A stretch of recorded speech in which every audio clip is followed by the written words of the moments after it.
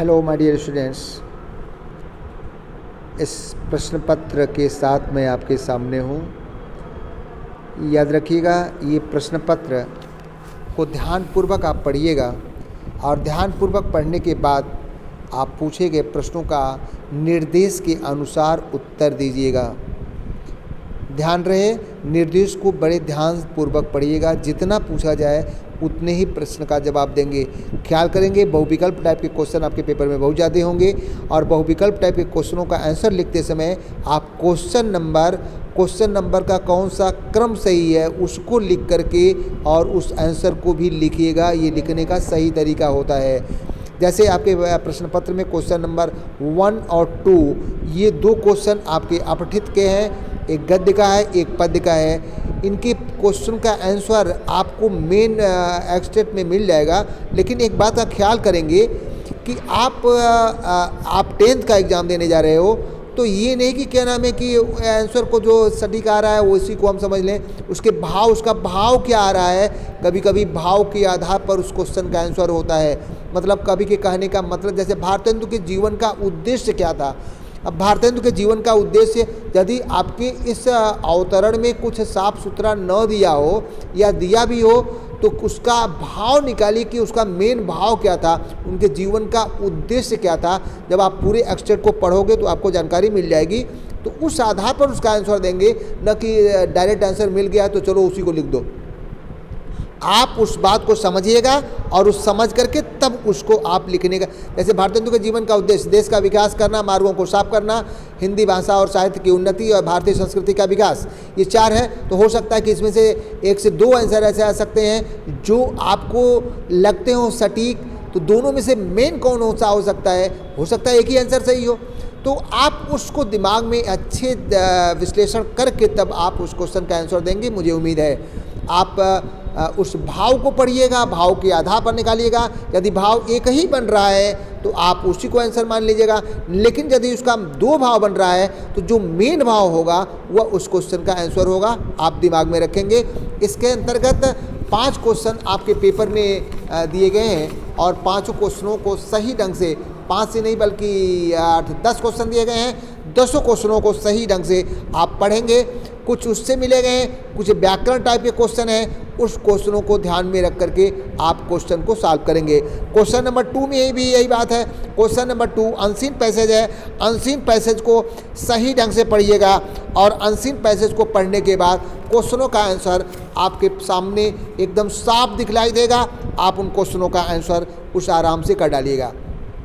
आइए question number 3। Question number 3 से आपका शुरू होता है व्याकरण, और व्याकरण के इन क्वेश्चनों को जब आप करेंगे तो आप ये याद रखिएगा कि इन व्याकरण के क्वेश्चनों को जिस तरीके से, जिस तन्मयता से मैंने आपको बतलाया है, मुझे उम्मीद है कि आप उन चीज़ों को सीखे होंगे।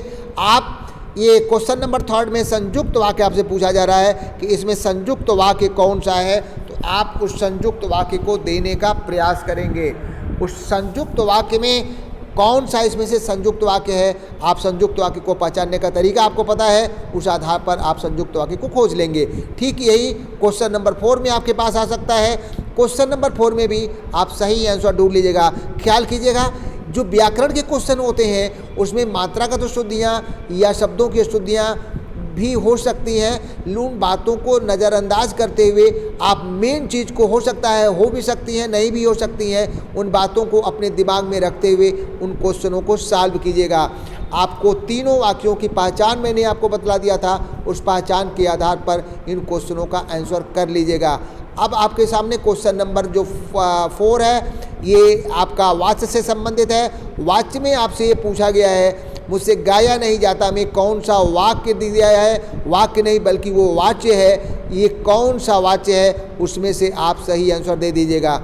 और दूसरा जो कह दिया गया है, जिस वाक्य में क्रिया का मुख्य कर्म हो, परिभाषा के आधार पर आप सोच लीजिएगा कि ये कौन सा वाच्य हो सकता है। इसमें से वाक्य के जितने भी भेद होते हैं उन भेदों को दिमाग में रखते हुए इसमें से कौन सा वाच्य भेद नहीं है, वाक्य भेद दे रहा है, वाच्य भेद इसको मानिएगा, उस वाच्य भेद को सही करिएगा। ये वाक्य भेद नहीं होगा, ये वाच्य भेद पूछ रहा है। क्वेश्चन में आंसर में भाववाच्य, कर्मवाच्य, कर्तृवाच्य, अभाववाच्य, कर्तृवाच्य को लिखने में इसने मिसप्रिंटिंग किया है, उसको आप कर्तृवाच्य समझिएगा और कर्तृवाच्य समझ करके आप क्वेश्चन को क्लियर कीजिएगा। माँ खाना बनती है लिखा है, माँ खाना बनाती है, इसमें कौन सा वाच्य है, आप उस वाच्य का विश्लेषण कर लीजिएगा। उसके बाद आपके पास क्वेश्चन नंबर 5 होगा। क्वेश्चन नंबर 5 में आपके सामने पद परिचय का क्वेश्चन है। ध्यान देना, बड़े आराम से खोज करके आपको केवल भेद दिया हुआ है, आप भेद के आधार पर तुरंत पहचान कर लीजिएगा। मुझे उम्मीद है कि आप सारे भेदों को दिमाग में जानते हैं, उस आधार पर इसमें से सही रूप से खोज डालेंगे। आज भ्रष्टाचार का बोलबाला है। भ्रष्टाचार किस प्रकार का वाक्य है, व्याकरण की दृष्टि से भ्रष्टाचार क्या है, आप इसमें से खोज लेंगे। यह घर आजकल खाली पड़ा हुआ है, आजकल व्याकरण की दृष्टि से क्या होगा, आप उसको खोज लेंगे। आपने शब्द व्याकरण की दृष्टि से क्या होता है, इसको आप समझ लेंगे। और उसके बाद आपने के बाद जो क्वेश्चन आपके पेपर में है वो है कि सायंकाल 5 बजे से गाड़ी में क्या होगा, आप समझ लेंगे। रस का क्वेश्चन बहुत ही ईजी टाइप का है। मुझे उम्मीद है कि जो भी रस मैंने आपको बतलाया है आप उस आधार पर निश्चित रूप से इन क्वेश्चनों को कर डालेंगे। क्वेश्चन नंबर 7 जो आपके पेपर में आया हुआ है, क्वेश्चन नंबर 7 से आपका क्षितिज बुक शुरू हो रही है। क्षितिज बुक का ये एक्सट्रैक्ट आपके पेपर में आया हुआ है। इसके आधार पर बहुविकल्प क्वेश्चन दिए गए हैं। इन बहुविकल्प क्वेश्चनों का आंसर इसमें मिल भी सकता है, नहीं भी मिल सकता है।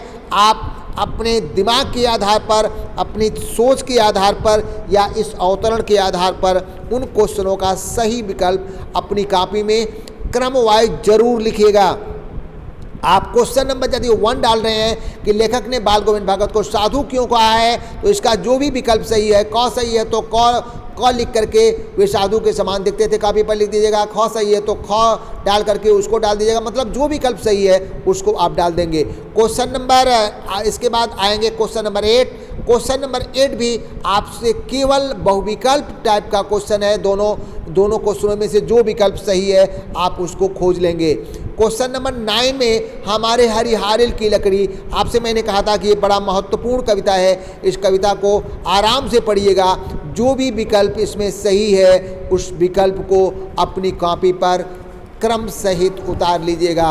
इसके बाद आपके सामने आएगा इसी से संदर्भित क्वेश्चन आंसर। इसमें सब बहुविकल्प टाइप के क्वेश्चन दिए गए हैं। सारे बहुविकल्प टाइप के क्वेश्चनों को आप अपने सही ढंग से कर डालेंगे। अब आएंगे खंड ब में। आपके पास क्वेश्चन नंबर 10 का जो क्वेश्चन है ये कृतिका से लिया गया है। ये जनरल क्वेश्चन होता है। मैंने आपसे कहा है कि आप यदि इस चैप्टर को पढ़े होंगे तो इस चैप्टर से बच्चे का अपने माता पिता से अधिक जुड़ाव था, फिर भी विपदा के समय वह पिता के पास न जाकर माँ की शरण में जाता है। आप इस चीज़ को अपने संज्ञान में रखिएगा और आपकी समझ से इसकी क्या वजह हो सकती है। इस क्वेश्चन का आंसर आप मुश्किल से 3 से 4 या 5 पंक्तियों में देने का प्रयास करेंगे। क्वेश्चन नंबर 11 और 12 ये दोनों के दोनों क्वेश्चन आपके क्षितिज बुक से लिए गए हैं। एक गद्य से है, एक पद्य से है। क्वेश्चन नंबर 11 चारों पद्य से हैं, पाँचों, और क्वेश्चन नंबर 12 के पाँचों क्वेश्चन आपके पद्य से लिए गए हैं। इन प्रश्नों का उत्तर मुश्किल से 2 से 3 पंक्तियों में 25 से 30 शब्दों में क्वेश्चन का आंसर होता है। जो कविता होती है उसका आंसर 30 से 40 शब्दों में, अर्थात 6 से 7 लाइनों में 30 से 40 शब्दों में दिया जाता है। और जो गद्य का होता है उसका आंसर 25 से 30 शब्दों में दिया जाता है। इसका मतलब ये हुआ कि जो पद्य के क्वेश्चन होते हैं उसका आंसर लगभग 5 से 6 पंक्तियों में अधिकतम आप दे सकते हो। न्यूनतम 3 पंक्तियां कम से कम जरूर होनी चाहिए। क्वेश्चन नंबर 12 में भी बात यही होती है। अब आएंगे क्वेश्चन नंबर 13, 14 और 15। ये आपके रचनात्मक खंड के क्वेश्चन है, अथवा करके दिया गया है। आपको किसी एक को लिखना है। याद करेंगे कि आपके पास